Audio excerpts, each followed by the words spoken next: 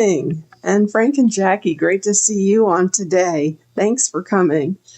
I have some progress to report, but it doesn't look like a lot of progress. But what I've done is taken this kind of smooth, flat area here and start to carve it and articulate it. And I have some new pictures that kind of show, you can see through that thick fur in some of these pictures, and I'll get these up online for everyone to download too. But you can see where the leg and the knee join the ankle of the squirrel. That's one picture. And then I have another good one. Let's see what I did with that. Right here.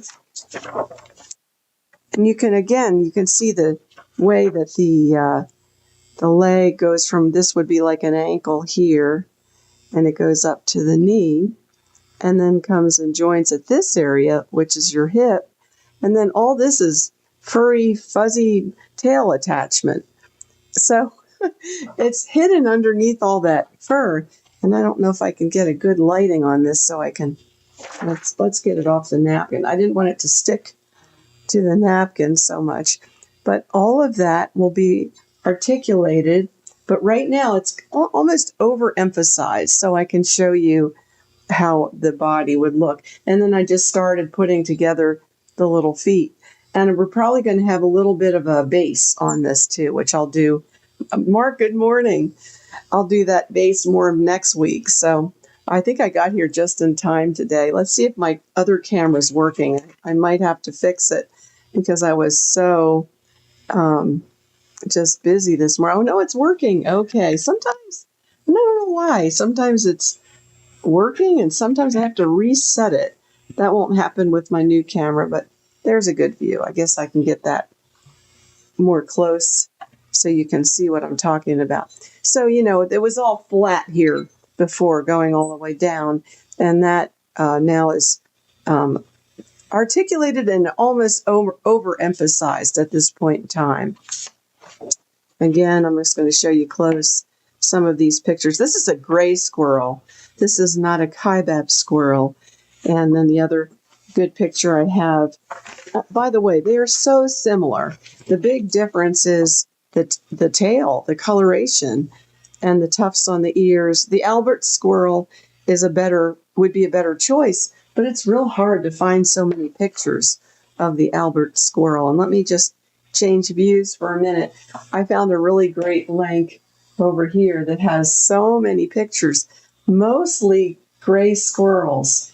But I'm getting a new appreciation for squirrels because look at the red squirrels. I mean, I'll put this link in the post area later today too.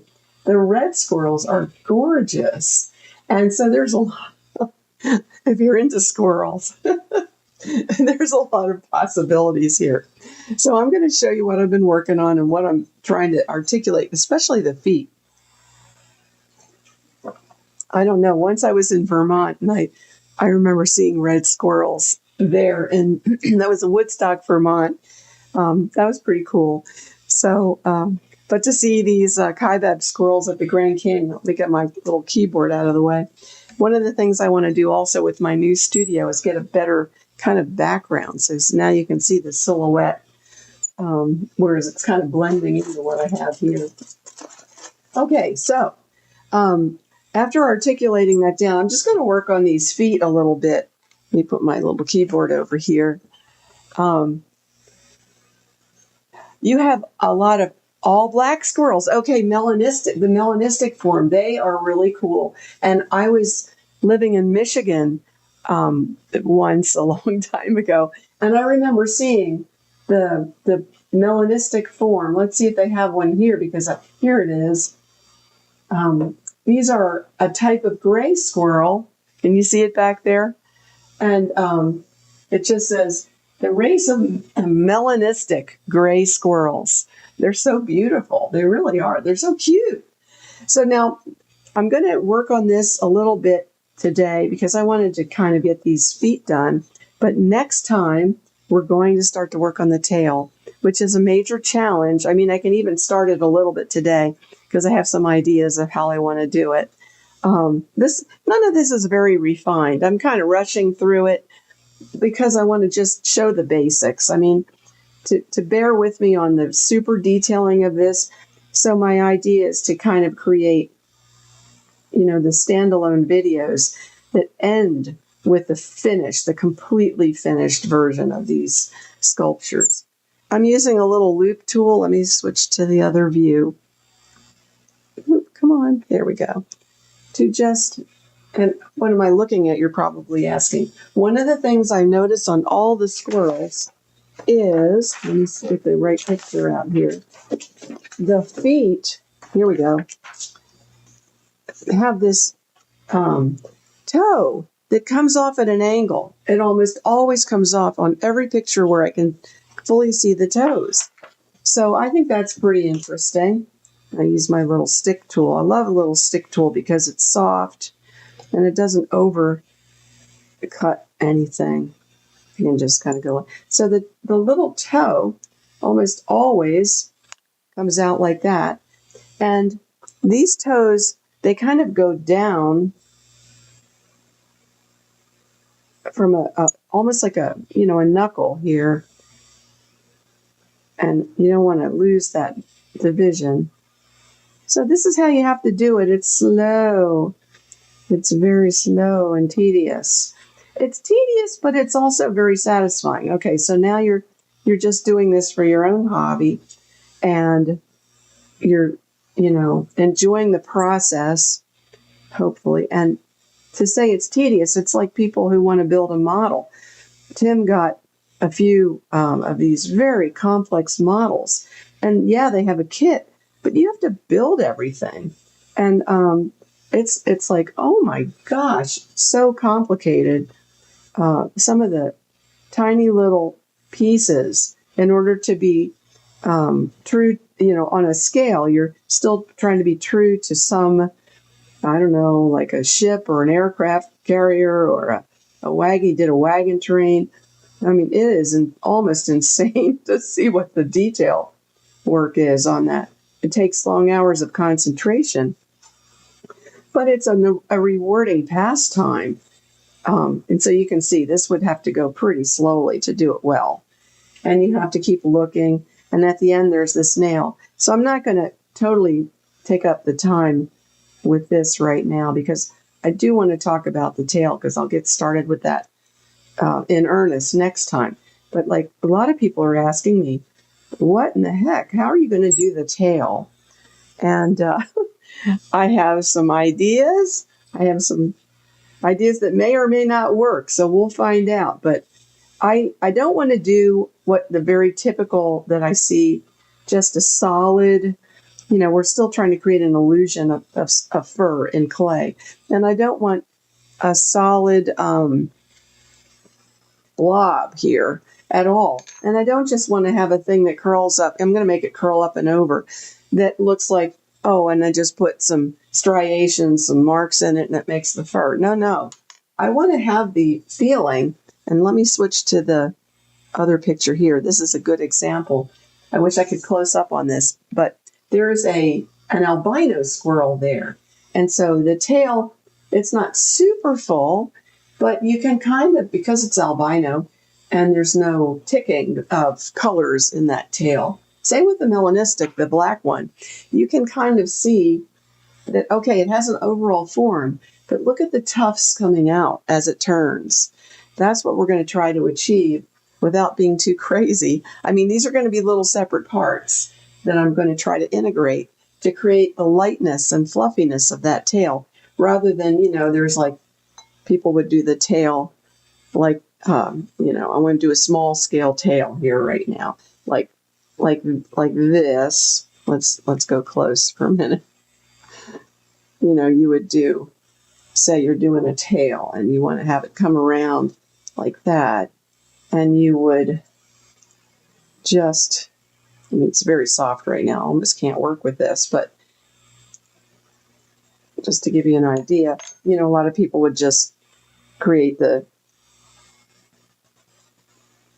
feeling of fur like this and keep it very thick And it's just not, it's just going to fail like that. It's going to be thick and a little bit too small. But just to kind of give you an idea, it has to be an illusion created by, and we'll do this next time because I need to get it started just to show you.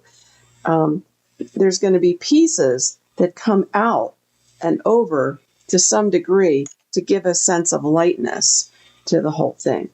Almost like I would treat this tail like it would be some kind of bird feather, which of course it isn't, but the approach might be like that. So it can create a lightness and not just a solid pressed to the body kind of form that doesn't feel natural. So we'll start down here. And meanwhile, I need to smooth this out. And we are going to do fur texture too, but not a fur texture that is so different from what the feeling is. Now that white one, let's go to the white one again. He looks like he got wet. I don't know if you can see it from back there, but you can kind of see a very textural body surface on this little white squirrel there, albino squirrel, gray squirrel. But let's go, and they have pie, different markings, different ones. Let's go back. I hope you can see it from there. Here's a great example here, if I could get close on this one. Open image in a new tab. Here we go. Hopefully this is him. Yeah. And let's see if I can close up on that for you. So you can almost see that there's like a stem that goes through the whole squirrel tail. So, and where you do see fur texture, it's kind of like what I showed you on the bobcat. It's so dense that all you're going to want to do is find out areas where it breaks, like right through here. You can see that area where it breaks, and just do the kind of, let's do it like this, the kind of separations like that, and then take the heat gun. I'm going to do that on this one, and just create places where the fur seems to break out and fall according to the movement of the squirrel. Like I can do it with this. I like this little tool too, by the way, because I would heat that to get that texture. But you know what I'm saying here, and you don't want a regular, like one space, their space, the same space. You want to create a sense of variation there, like it would be in nature. I even use my nails sometimes just to chop through it, kind of give an idea. So it'll look natural, similar to what you're seeing on the screen. Let me bring it even bigger and bring it up. You can see the break in the body right there of the very dense fur. See, how do you create that dense fur? You cannot represent you can't do, this kind of thing. That would be a fail. You just can't, because that's not the way the fur goes. It's very dense and very short. And you want to try to give that feeling. It's more of an illusion you're creating because, after all, this is clay, not fur. So that makes sense, right?